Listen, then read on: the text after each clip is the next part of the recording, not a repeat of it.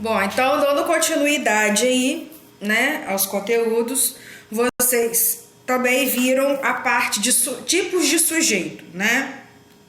Sujeito simples, né, que é aquele que possui apenas um núcleo, né, na oração, né, quando o verbo se refere a somente uma palavra, nós chamamos, né, de sujeito. Vocês viram também, né, o sujeito composto, que são relacionados a dois núcleos, tá? Que possui, né, mais dois ou três, mais de um, né? Vamos resumir assim. Mais de um núcleo, é por isso que nós chamamos aí de sujeito composto. O desinencial, que também nós podemos chamar como sujeito oculto ou implícito, né?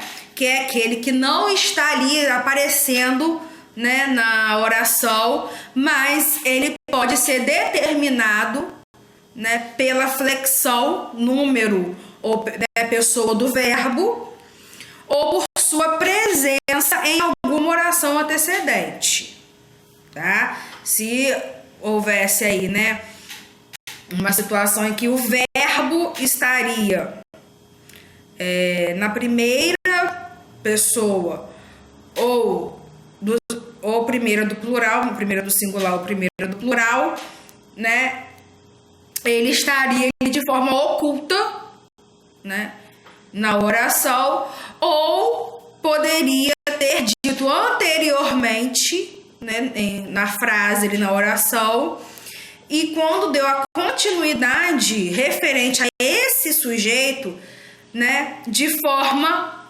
né, implícita, tá bom?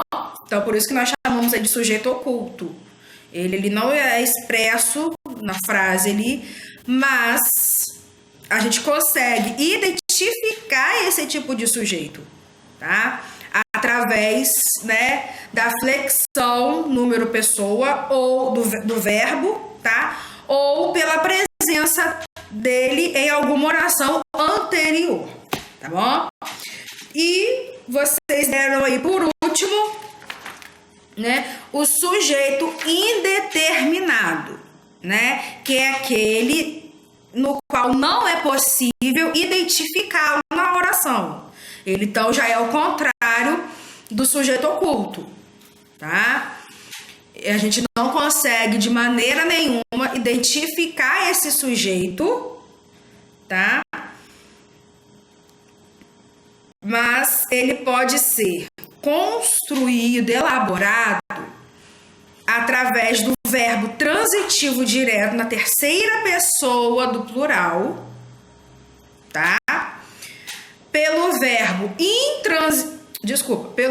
transitivo indireto na forma de terceira pessoa do singular mais o pronome ser, né? Que vocês viram aí essa diferença, tá bom? E existe os verbos, né,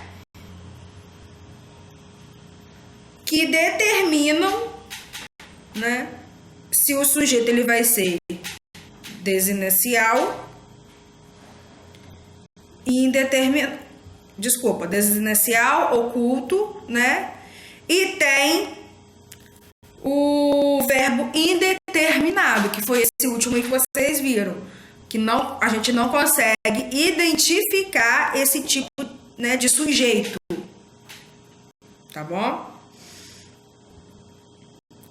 E o verbo, e temos aí, né, a oração sem sujeito, né?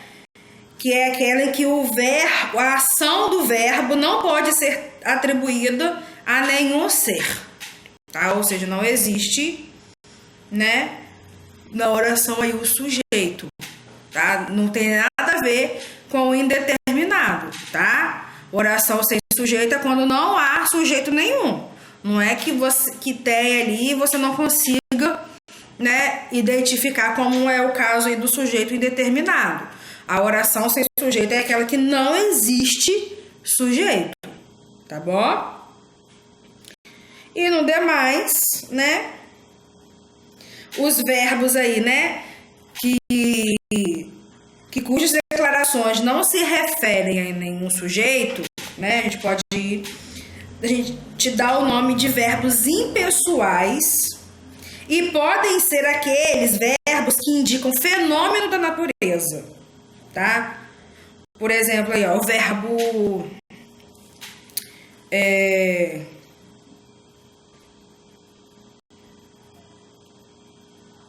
haver, no sentido aí de existir, os verbos haver, ir e fazer, quando indicam tempo decorrido ou a decorrer ainda no momento, e o verbo ser, quando indica tempo. Então, temos aí, ó, alguns verbos, né, que as declarações aí não conseguem se referir, né, a nenhum sujeito, né, que são os verbos impessoais. Temos os verbos que indicam fenômeno da natureza, tá? Verbo, por exemplo, verbo chover, né, que é um fenômeno da natureza, né? Temos aí o verbo haver no sentido de existir. Verbo haver, ir e fazer, quando indicam tempo decorrido ou a decorrer. E o verbo ser, quando indica tempo. Os verbos impessoais, como não se refere a nenhum sujeito, eles vão ser sempre conjugados na terceira pessoa do singular, tá? Com exceção, somente aí, né, um verbo que esse caso aí não entra, que é o verbo ser, quando indica tempo e distância, tá? Pois ele concorda em número com o sujeito a que se refere. Então, aí já é outra situação, né? Aí os verbos impessoais, né, são conjugados na terceira pessoa do singular. Mas o verbo ser, no sentido aí de tempo e distância, não será conjugado na terceira pessoa. Ele pode ser conjugado em outro, né, em outra pessoa aí, número do verbo. Tá ok?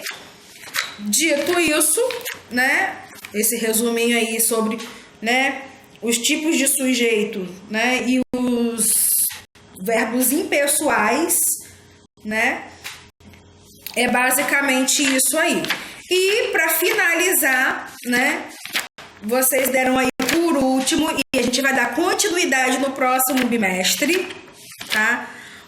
As vozes verbais e o agente da passiva. Tá ok? Vocês viram aí um pouquinho, né, mais ou menos sobre o tipo de vozes, né, do verbo, né, que tem aí, né, a função, né, de agente e paciente, tá? Quando existe aí numa oração o sujeito é agente da ação expressa pelo verbo ou locução verbal, né? O verbo locução verbal, você sabe o que é, né? É o verbo auxiliar mais o verbo principal, né?